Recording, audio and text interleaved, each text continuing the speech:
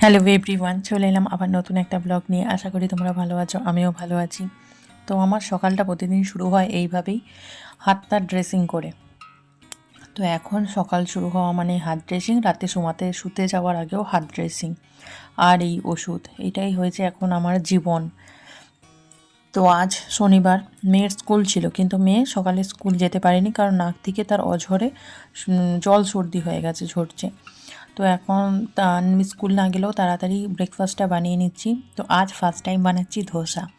আমি গোলা রুটি বানাতে পারতাম, কিন্তু এই চাল ডালের যে ধোসা ব্যাপারটা আমি ঠিক পারতাম না। আজ ফার্স্ট টাইম বানাচ্ছি, আর এত আনন্দ হচ্ছে, ফার্স্ট টাইমেই মানে সাকসেস পেয়ে ভীষণ ভীষণ আনন্দ হচ্ছে। খেতে দারুণ হয়েছিল।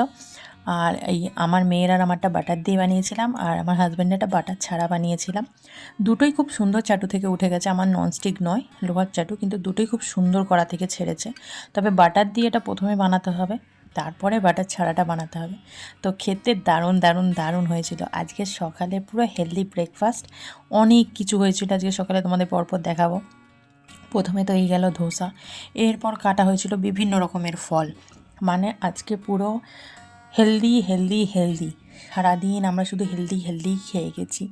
তো এখানে দেখো, এই দেখো তরমুজ কাটা হচ্ছে, আর তরমুজ কাটা দেখে আমার মেয়ে চলে এসেছে থালা নিয়ে। তাকে আগে দিতে হবে, তারপরে অন্য কথা, তাকে আগে দিয়ে দিই।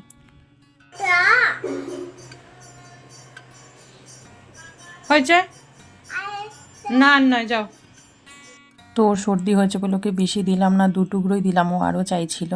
তো বেশি দিলে যদি আরও সর্দিটা হয়। তো এখানে এখন হাতটার জন্য না একটু সমস্যা হচ্ছে, মানে সব কাজই লেট হয়ে যাচ্ছে, 10 মিনিটের কাজ 20 মিনিট লেগে যাচ্ছে। তো এখানে এখন সাজিয়ে নিচ্ছি ফার্স্ট, তারপরে একদম দুপুরে চলে এসেছি। দেখো ভাত, এঁচোড়ের তরকারি, আজ এইগুলোই করেছি। মেয়ের ঝোল আছে, মাছের ঝাল আছে। আজকে সারা দিনটা রান্না দেখেই ভিডিওটা কমপ্লিট করলাম, কারণ বাড়িতে ছিলাম, তাই রান্না ছাড়া আর কিছুই দেখাতে পারলাম না। আর আমাদের হাউস ওয়াইফদের আর কি, রান্না ঘরের কাজ ছাড়া দেখানোর আছেটাই বাকি। তো চলো, ঘুম টুম সেরে এখন এসে গেছি বিকালবেলা। মেয়েটাকে একটু রেডি করছি, কারণ কি জানো তো, আমার না কাল থেকে ভীষণ চায়ের ক্রেভিং হচ্ছে, আমি চা খেতে পারছি না। তো দুধ, চা পাতা, চিনি কিছুই নেই ঘরে, তাই বিকালবেলা মেয়েটাকে রেডি করে নিয়ে বেরিয়ে পড়েছি রাস্তায়। চলো, আমাদের এখানে গ্রামের পরিবেশ, গ্রামের রাস্তায় তোমাদেরকে একটু দেখাই। আচ্ছা, তোমাদেরও কি মাঝে মাঝে এরকম কোনো কিছুর ক্রেভিং হয়? আর সেটা যতক্ষণ না পূরণ হচ্ছে যেন মনটা কি ছটফট করে। বিশেষত চা নিয়ে আমার জন্য একটু বেশি ক্রেভিং হচ্ছে। মেয়ের স্কুলেও যাইনি, মেয়ের স্কুল গেলে দোকানে চা খেয়ে নিই একটু, তাই আজকে বেরিয়ে পড়েছি, আজকে চা খেতেই হবে, এরকম একটা ব্যাপার আর কি। তো এই দেখো আমাদের গ্রামের রাস্তা, যারা গ্রাম ভালোবাসো তাদের ভালোই লাগবে। আর এইখানে হলো এই যে হনুমানজির মন্দির, এখানে ক্রিকেট খেলা হচ্ছে। তো চলো, একটু হাওয়াও খেয়ে নেওয়া যাবে। বেরানো তো খুব একটা সত্যি বলতে কি হয় না, একা সংসারে কাজ করতে করতে যেন সারাটা দিন রাত কোথা দিয়ে চলে যায়। ও কাউ তো খাচ্ছে, ও তো কি করবে, আর সেখানে কাপ আছে, কেন ভয়? দেখে চলো, দেখে চলো।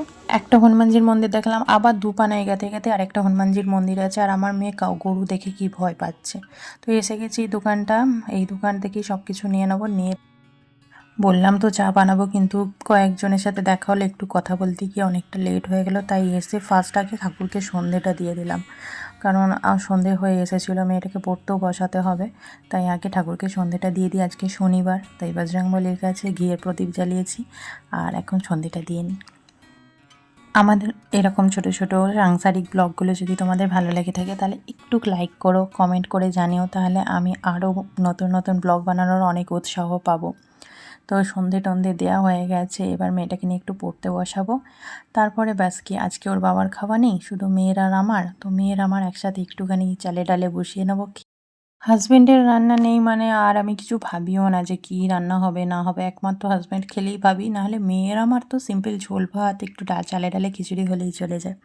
তো চলো, আজকের দিনটা এইভাবে কাটলো, খুব সুন্দরভাবে কাটলো। দেখা হচ্ছে নেক্সট ব্লগে, ততক্ষণের জন্য ভালো থেকো।